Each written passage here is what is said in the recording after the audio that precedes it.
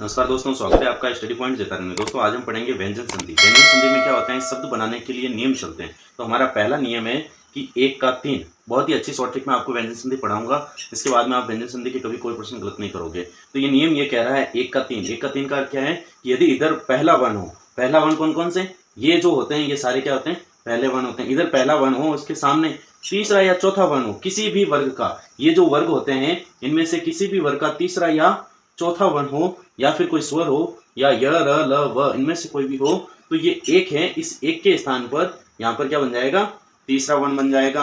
अब ये कैसे बनते हैं हम शब्द में बना के देखते हैं। जैसे हमारे पास शब्द है दिक्कतन अंबर, तो हम यहाँ पे शब्द लेते हैं। जैसे हमने शब्द लिया है दिक धन अंबर।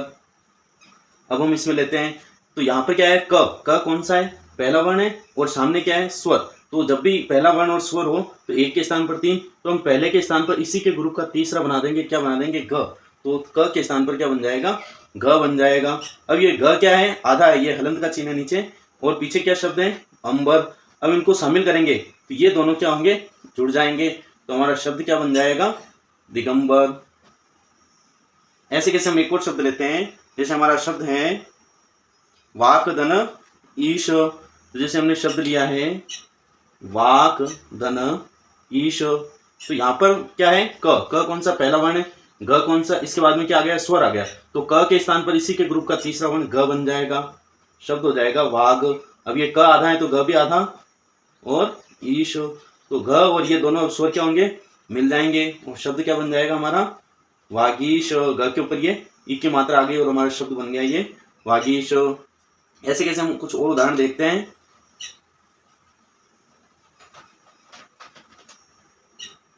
जैसे हमारे पास शब्द है दिक्धन दर्शन।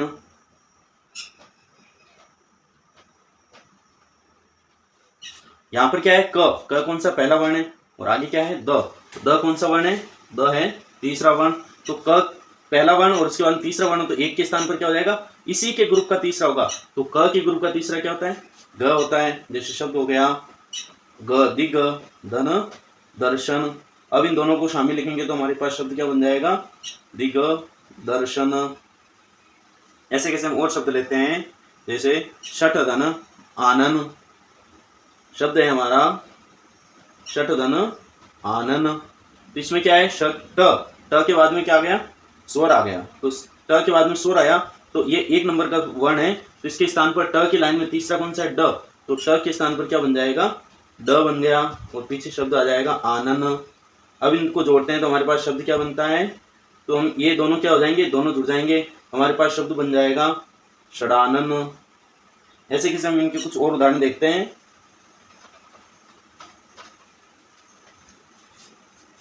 जैसे हमारे पास शब्द हैं अच धन आदि, अच धन आदि। तो यहाँ पर क्या है, च कौन सा है, एक नंबर का वर्ण हो गया। इसके बाद में आगे क्या आ गया, स्वर आ गया, तो एक के स्थान पर 3, तो च के स्थान पर तीसरा वर्ण क्या है, ज। तो ज बन जाएगा, तो शब्द हो गया अज, और इधर हो गया आदि। अब इन दोनों को जोड़ देंगे तो शब्द क्या बन जाएगा, आजादी। ऐसे कैसे हम और शब्द लेते हैं। जैसे शब्द है हमारे पास उत्तधन यान, उत्तधन यान। तो यहाँ पर देखो क्या है, त कौन सा पहला वर्ण है, तो पहला वर्ण, उसके बाद में य र ल व, इनमें से भी कोई शब्द हो तो पहले के स्थान पर क्या हो जाएगा, तीसरा बन जाएगा। तो यहाँ पर त के स्थान पर त की लाइन का तीसरा क्या है, द। तो यहाँ पर क्या बन जाएगा, द बन जाएगा। अब इनको हम क्या करते हैं, जोड़ते हैं, तो नीचे शब्द जोड़ेंगे तो शब्द क्या बन जाएगा, उद्यान। या फिर हम इसको ऐसे भी लिख सकते हैं, उद्यान, ये शब्द बन जाएंगे। और हम जैसे एक और शब्द लेते हैं इनमें। अगला हमारा जो शब्द है जैसे अपधन द, अपधन द। तो प कौन सा वर्ण हो गया, पहला वर्ण हो गया एक नंबर का। इसके बाद में कौन सा है, द कहाँ पर आता है, 3 नंबर पे। तो पहला वर्ण और सामने तीसरा वर्ण होती है, पहला वर्ण अपने ही ग्रुप का क्या बन जाएगा, तीसरा। तो इधर प है, तो प की लाइन में तीसरा वर्ण क्या आता है, ब। तो प के स्थान पर क्या बन जाएगा, ब बन जाएगा।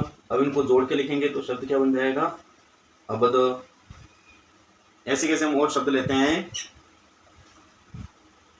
जैसे हमारे पास शब्द हैं जगत धन अंबा, जगत धन अम्बा। अब हम इसको जोड़ते हैं तो यहाँ पर क्या हो गया, त के बाद में त कौन सा पहला वर्ण है और सामने क्या आ गया, स्वर आ गया। तो पहले नंबर के स्थान पर तीसरा, तो त की लाइन में तीसरा क्या है, द, तो त के स्थान पर क्या बन जाएगा, द बन जाएगा।